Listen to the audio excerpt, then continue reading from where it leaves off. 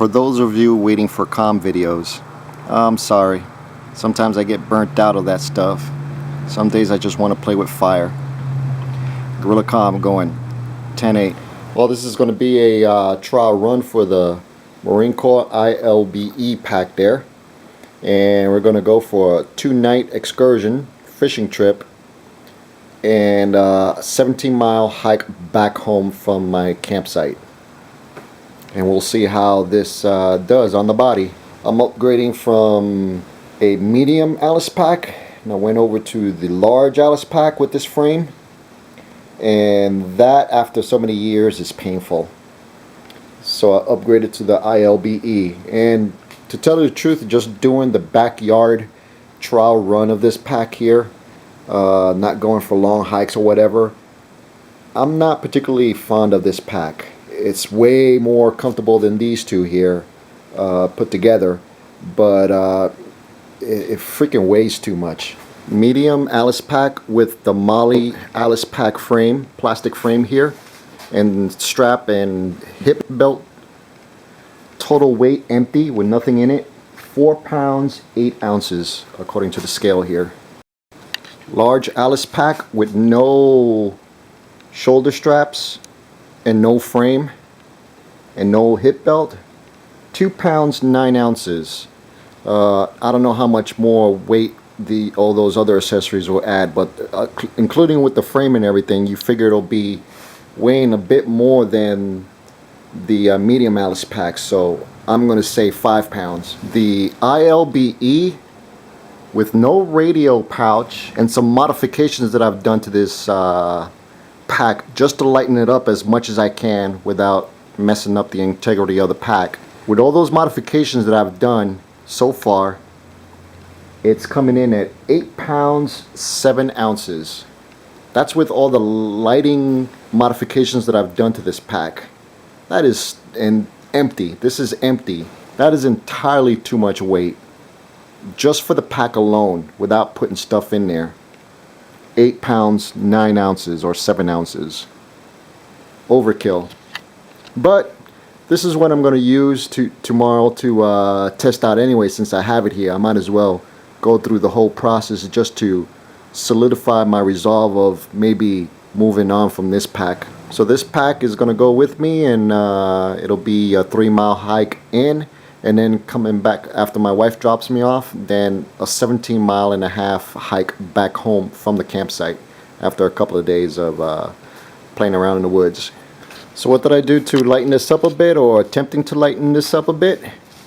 I took out all the Molly straps that I wasn't going to use. So all these straps I used to run across over here this way, I took them all out.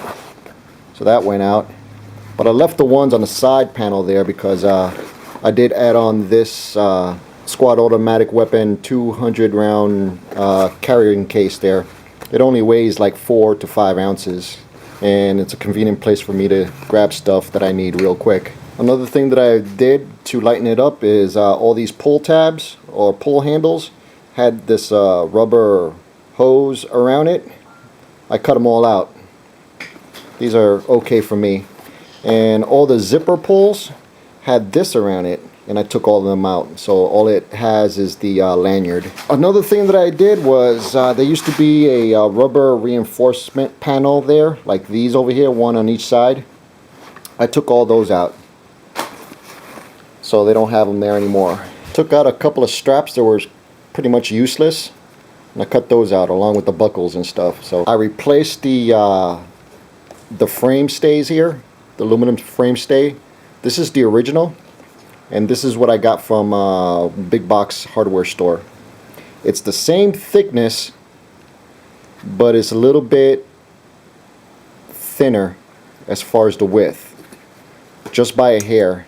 I think a quarter of an inch thinner than this guy here. So all in all, just doing that saved me a couple of ounces. They say this bag is rated for 120 pounds of lugging stuff. I figure if I did, I don't want to go over 50 pounds of gear.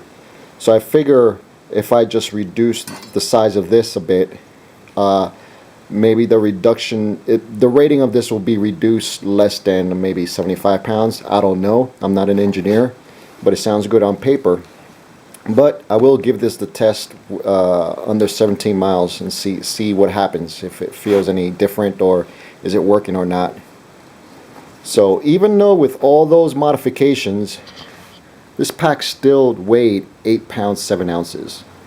With everything original, with no assault pack, and with the bladder, I got the bladder with this, the source bladder, it came to 9 pounds something just for the pack without putting a shred of gear in it.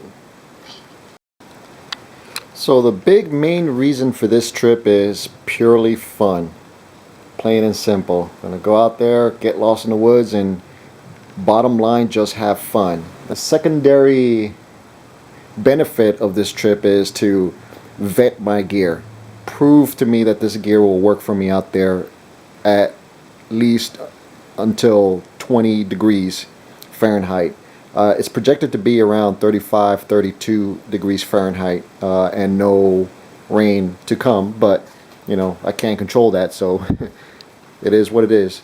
But this is all the gear that I'm going to bring, and I'm just going to fly by this really quick, and maybe on a later video when I get another pack that I have my eyes on, we'll go deep into it. And also I want to vet this gear to see if this thing is working out, because I might take some stuff out that I don't need at all, or exchange altogether. Anyway, here we go. Since this is my winter load, I'll have me a heavy base layer right here, Polypros, really thick, and some extra socks and shirts and underwear.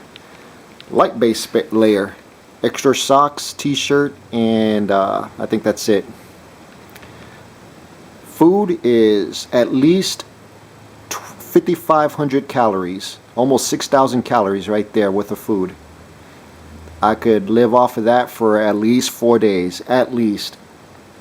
And I may push that out even a week and a half if I use my fat reserves, if you know what I mean. Cook set, fishing kit. I'm not bringing a pole. I'm going to make a pole out in the field, bushcraft style. First aid, hygiene, camp towels, fire kit, cutting tools, a trowel, a garden trowel, an old one without the handle. I plan on making the handle out in the field with wood, bushcraft style. Leatherman with sharpening rods, ceramic sharpening rods. Sandpaper for sharpening. Cordage. I got jute twine there of 2 different diameters. Bank line number 36 and 100 feet of paracord. This is the Grabber emergency blanket. It's a bit tougher and thicker than the regular ones that you see in survival kits.